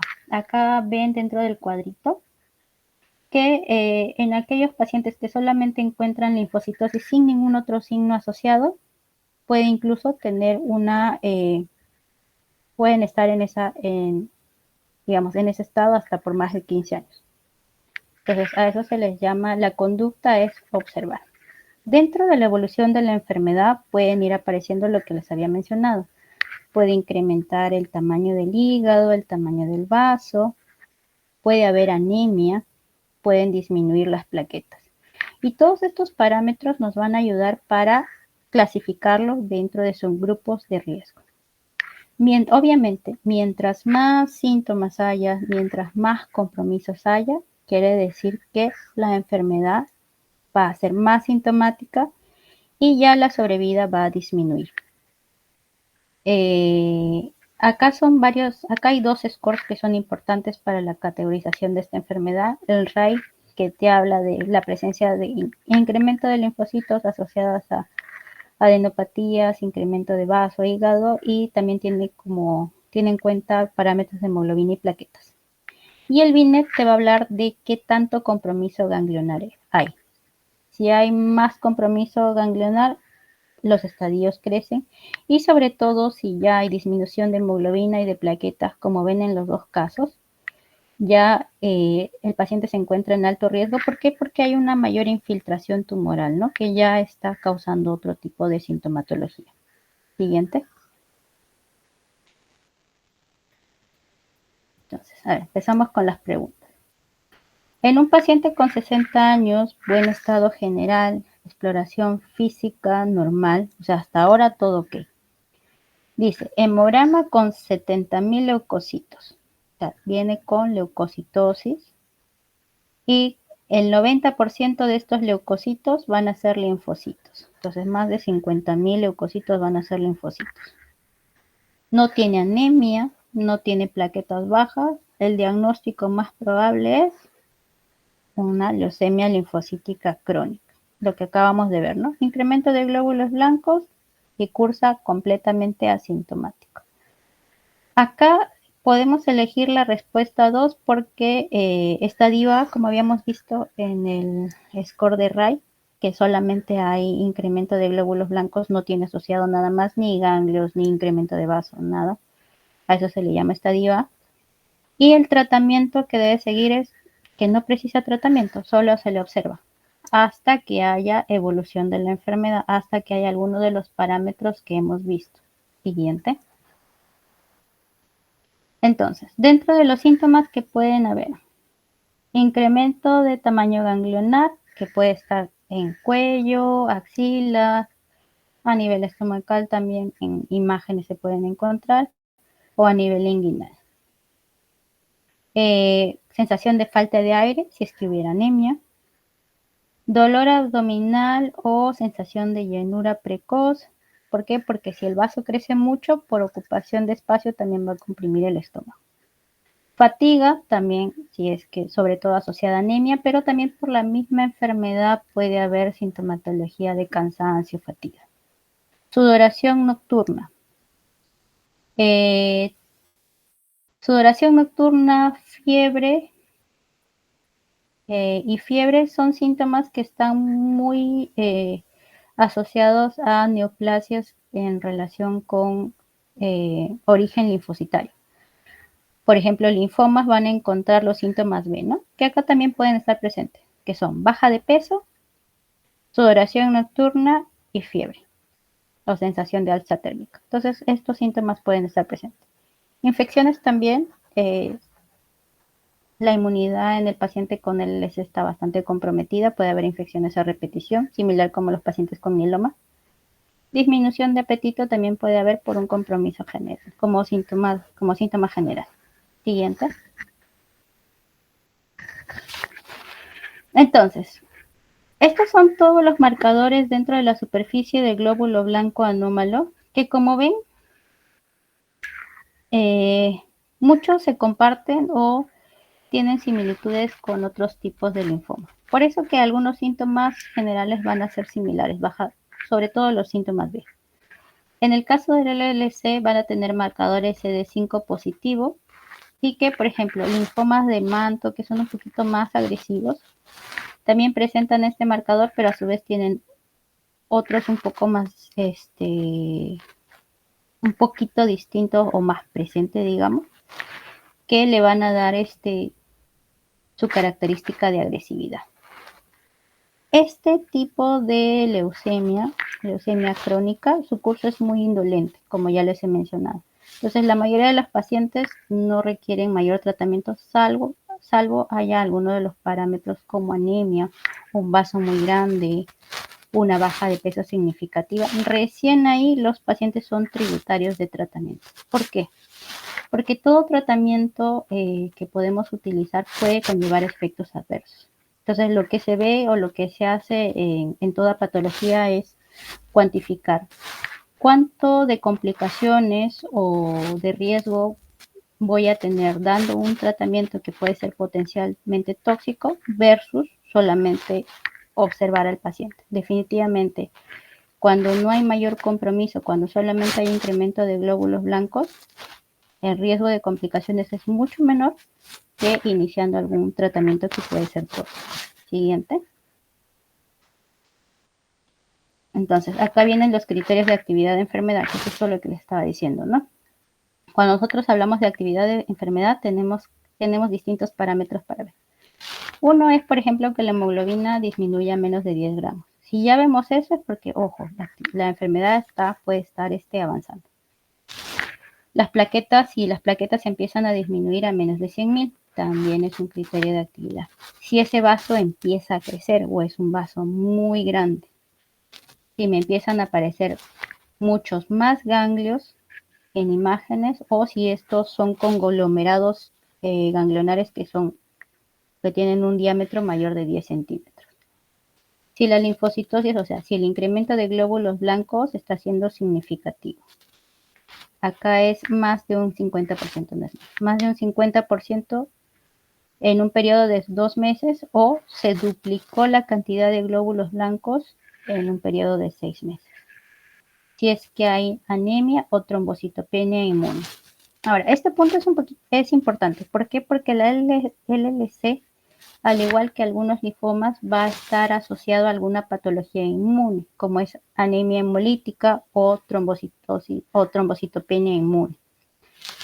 Incluso tanto así que en algunos casos puede haber disminución de hemoglobina y tenemos que ver si es que hay anemia hemolítica autoinmune, porque si es así, el tratamiento es dirigido hacia la anemia hemolítica inmune, no es en el tratamiento dirigido hacia la LLC en general. Entonces puede haber activación de autoanticuerpos, digamos, desencadenados por la enfermedad. Si es que otro marcador de actividad es el compromiso extranodal, o sea, fuera de los ganglios, ¿no? Si es que hay compromiso en el pie, en la piel puede haber leucemia cutis, puede haber compromiso pulmonar también, derrame pulmonar, puede haber en pacientes con LLC o compromiso renal.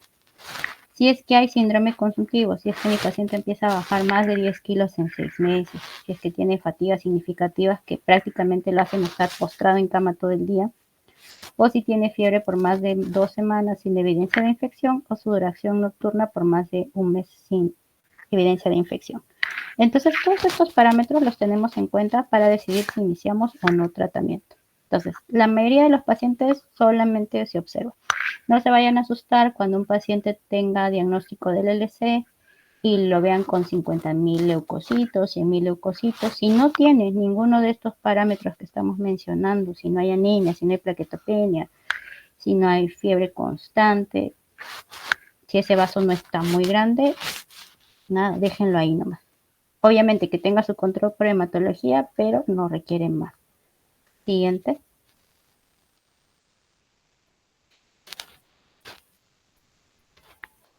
Ya, pregunta. Un paciente de 63 años con leucemia linfática crónica en estadio A. Estadio A que era solamente incremento de glóbulos blancos sin nada más. Acude a emergencias por un cuadro de ictericia desde hace 48 horas. Ictericia, ojo, de justo de eso hemos hablado la clase pasada. Ictericia y cansancio. La exploración física solo revela algunas microadenopatías cervicales, o sea, parece que no fuera la enfermedad, ¿no? O sea, no hay incremento de ganglios, un leve soplo sistólico polifocal, ya, en un soplo cardíaco.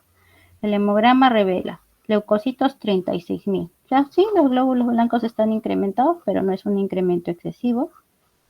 La hemoglobina, hay anemia, 6.7.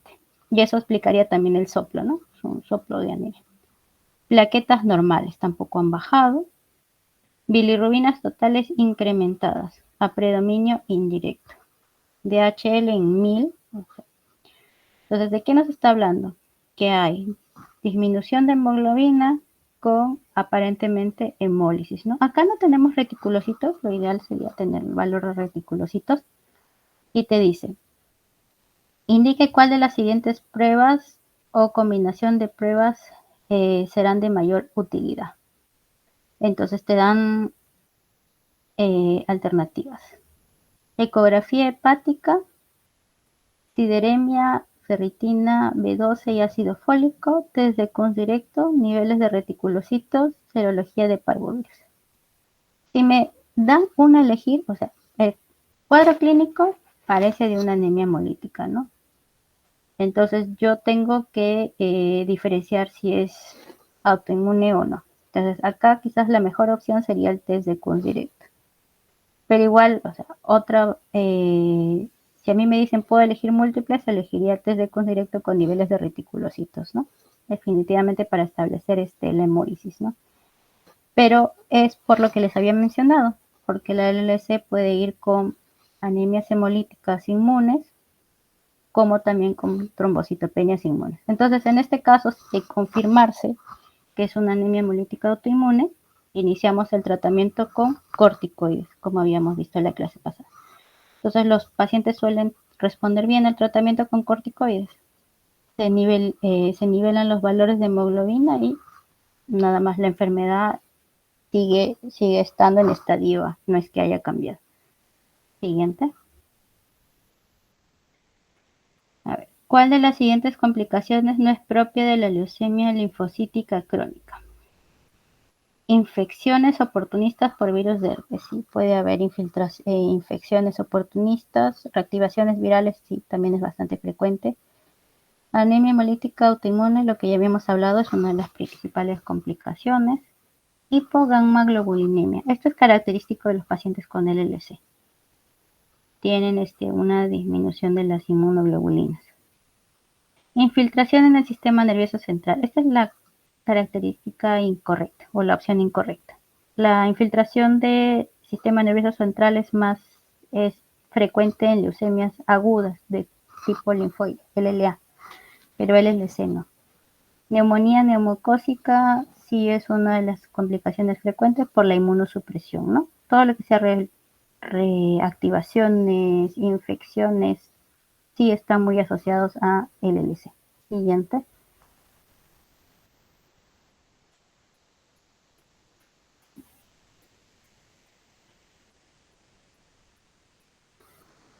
A ver, señala la afirmación correcta respecto a la leucemia linfocítica crónica.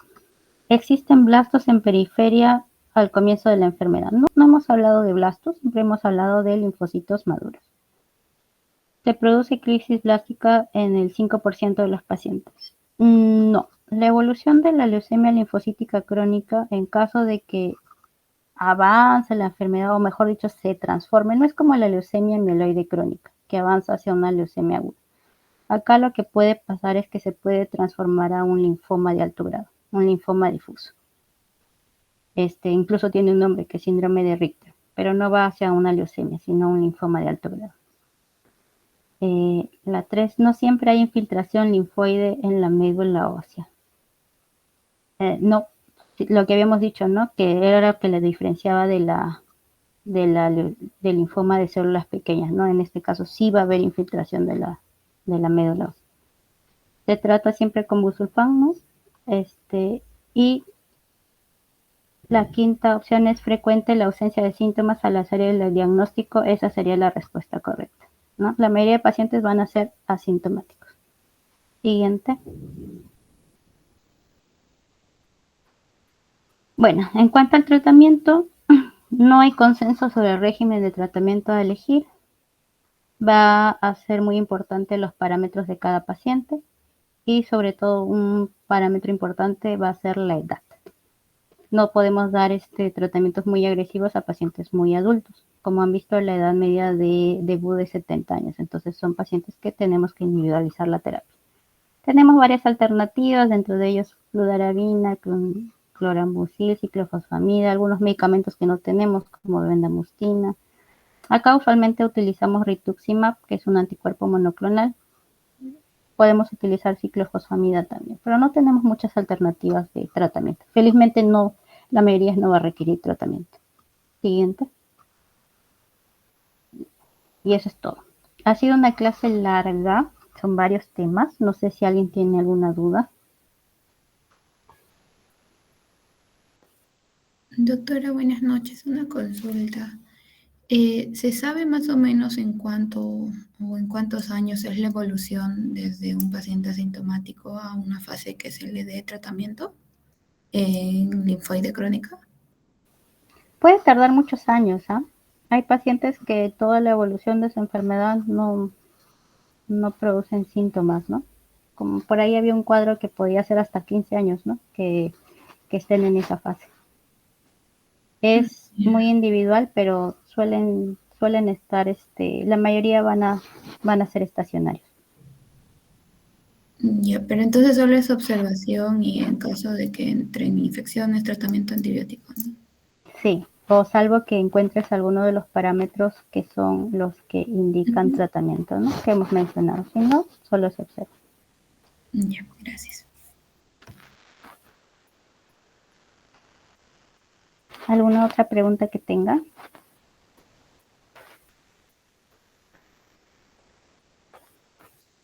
Ya, entonces, si no hay preguntas, bueno, la diapositiva ya la tienen, ya se las envié a su delegada.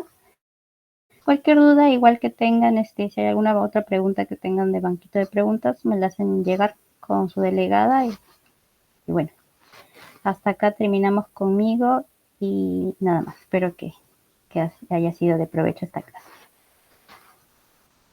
Muchas gracias, doctora.